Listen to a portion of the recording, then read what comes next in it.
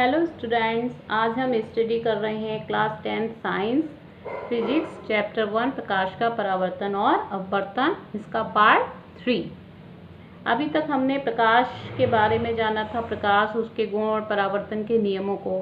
आज पार्ट 3 में हम स्टडी करेंगे दर्पण के बारे में। दर्पण क्या होता है? मिरर। आप सभी के घरों में दर्पण होंगे, सब अपने घरों में जिसको शीशे के नाम से जानते हैं। ध्यान दिया होगा, घर में शीशा सभी क्या होता है, तो उसी को हम साइंस की लैंग्वेज में दर्पण कहते हैं। यदि किसी चिकने पारदर्शी माध्यम तल के एक पृष्ठ पे पॉलिश कर दें तथा दूसरे पृष्ठ को परावर्तक पृष्ठ बना दें। पॉलिश किससे करते हैं? लाल ऑक्साइड, रेड कलर का लेप कर देते हैं, तो वह क्या कहलाता है? दर्पण। ठीक है, आप अपने घर में जो है ध्यान से देखिएगा, जो शीशा होता है उसको पीछे साइड से देखिएगा, रेड कलर का उस पर कोई लेप लगा होता है, पॉलिश की होती है, वो क्या होता है? लाल ऑक्साइड। और दूसरा पृष्ठ उसका कितना चिकना होता है, वो चिकना पृष्ठ क्या कहलाता है? परावर्तक पृष्ठ।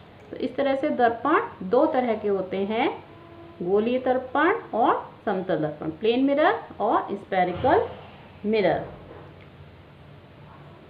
फ्रेंड्स, यदि आपने अभी तक मेरे चैनल को सब्सक्राइब नहीं किया है तो press the red subscribe button and like share the video and bell icon जरूर प्रेस कर दें, जिससे आने वाली मेरी वीडियो के नोटिफिकेशन आप तक सबसे पहले पहुंच जाए। तो समतल दर्पण, इसको हम बनाएंगे किस तरह से? इसमें एक पृष्ठ प्लेन लेंगे, उसमें एक तरफ पॉलिश दिखा देंगे इस तरह से, दूसरा पृष्ठ जो चिकना वाला है वो परावर्तक पृष्ठ हो जाएगा, एक पृष्ठ पॉलिश वाला। जब कोई किरण आई इस पे चिकने पृष्ठ पे यानी परावर्तक पृष्ठ पे, तो इससे टकराकर वापस उसी माध्यम में लौट जाएगी। तो ये आपका समतल दर्पण हो गया। गोलीय दर्पण, गोलीय दर्पण क्या होता है? कांच के खोखले गोले को काटकर उसके एक पृष्ठ पे पॉलिश करके गोलीय दर्पण तैयार किया जाता है। एक कोई गोलाकार कांच का खोखला गोला हो, उसको हम एक पृष्ठ को काट दें तो इस तरह से गोलीय दर्पण तैयार हो जाता है। दो तरह के होते हैं, अवतल दर्पण और उत्तल दर्पण, यानी concave mirror and convex mirror. Concave mirror क्या होता है? कॉनकेव मिरर में जो है हम जो दबा हुआ इसका पृष्ठ होता है वो परावर्तक पृष्ठ रखते हैं और जो उभरा होता है उस पर हम पॉलिश कर देते हैं। दबा हुआ हिस्सा क्या होता है? चिकना रखा जाता है और उभरे हुए चिकने हुए हिस्से पे पॉलिश कर दी जाती है। तो ये अवतल दर्पण कहलाता है। इस तरह से कोई किरण आपतित हुई, इससे टकरा कर इधर लौट गई, तो ये क्या है? कॉनकेव मिरर या अवतल दर्पण। उत्तल दर्पण इसका उल्टा होता है। उत्तल दर्पण में क्या करते हैं? जो उभरा हुआ तल है उसको चिकना रखते हैं, वो परावर्तक पृष्ठ का कार्य करता है। जो दबा हुआ तल होता है उस पर हम पॉलिश कर देते हैं। तो दोनों में अंतर क्या है? उत्तल दर्पण में उभरा हुआ तल कैसा होता है? परावर्तक पृष्ठ। अवतल दर्पण में दबा हुआ तल परावर्तक पृष्ठ होता है। तो इस तरह से दो तरह के दर्पण गोलीय होते हैं, अवतल दर्पण और उत्तल दर्पण। अब देखिए बोर्ड पे हम समझेंगे समतल दर्पण और गोलीय दर्पण क्या होता है, तो और क्लियर आपको हो जाएगा।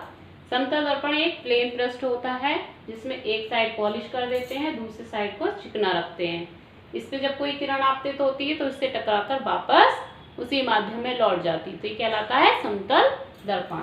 गोलीय दर्पण में क्या होता है? एक कांच का गोला लेते हैं, उसमें जो है एक ये वाला, जैसे हमने उभरे हुए पृष्ठ पे पॉलिश कर दी और दबा हुआ पृष्ठ परावर्तक का काम करा, तो ये क्या कहलाएगा? अवतल दर्पण। इस इतने हिस्से को हम काट के अलग कर दें तो ये दर्पण क्या कहलाएगा? अवतल दर्पण। इसमें हमने उभरे हुए तल पे पॉलिश कर दी और उसका जो दबा हुआ तल है वो परावर्तक पृष्ठ का कार्य कर रहा है।